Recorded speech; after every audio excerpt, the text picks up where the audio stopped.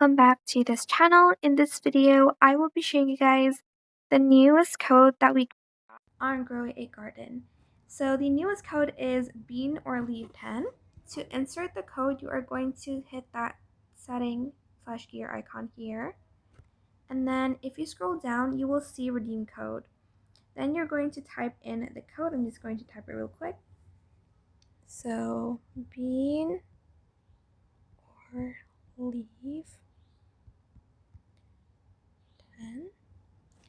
Bean or leaf 10, and then press claim. So here's the code if you didn't see it yet. Select claim. And you have this green bean chamber in cosmetics. Let me open up cosmetics to show you guys. Sorry, I'm on my tab because my PC is under maintenance, but I still want to make tutorials for you guys. Here is the green bean chamber. There it is.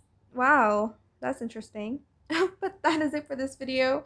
Oh, you can talk to it? What? Oh, that's cool. But that is it for this video. I hope it was helpful for you guys. Don't forget to like, comment, share, and also subscribe to this channel if you haven't done that already.